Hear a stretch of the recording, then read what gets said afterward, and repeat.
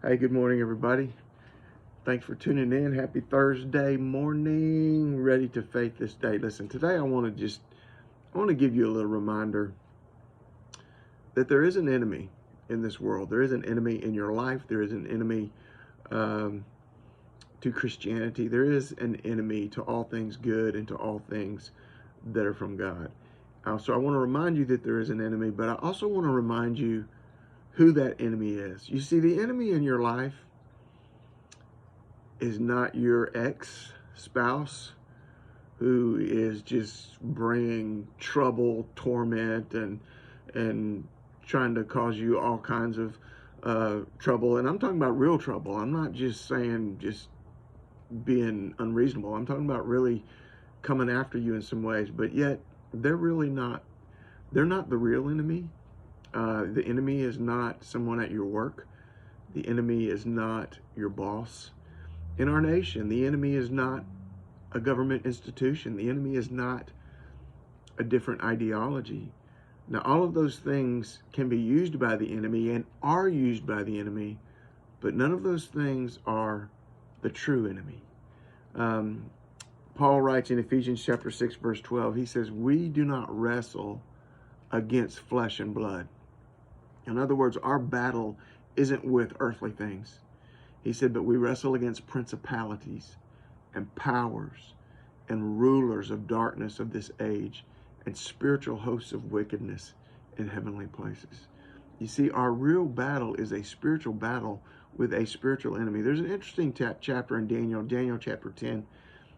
And in it, if I remember correctly, Daniel is praying and the prayer is delayed.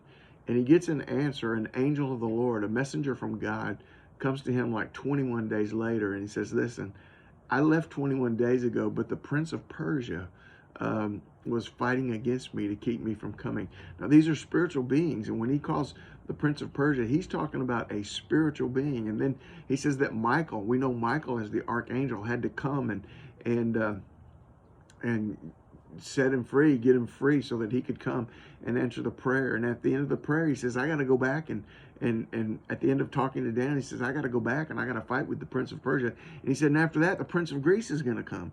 And he says, but he makes another reference to Michael. And so the thing that I'm pointing out here is that there is a spiritual enemy and maybe even a spiritual hierarchy among evil, as a prince of Persia, prince of peace, prince of Greece, Michael the archangel.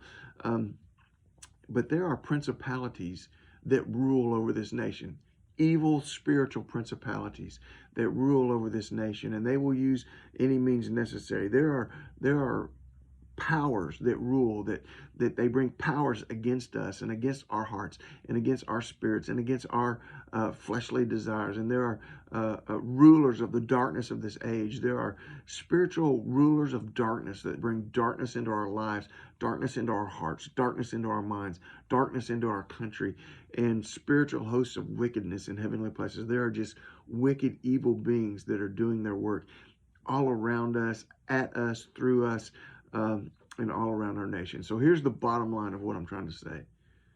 Listen, you do whatever you think you need to do from an earthly perspective to battle against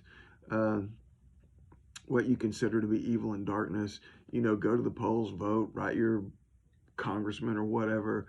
And certainly we should oppose any unbiblical ideology. But I'm going to tell you something.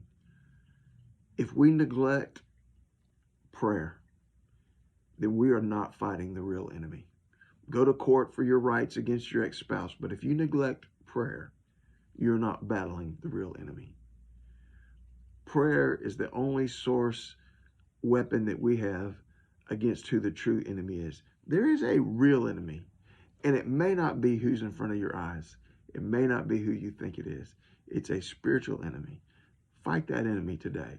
Fight them on your knees. Fight them through prayer. God bless you, man. Get out there in faith today. Love you. Bye.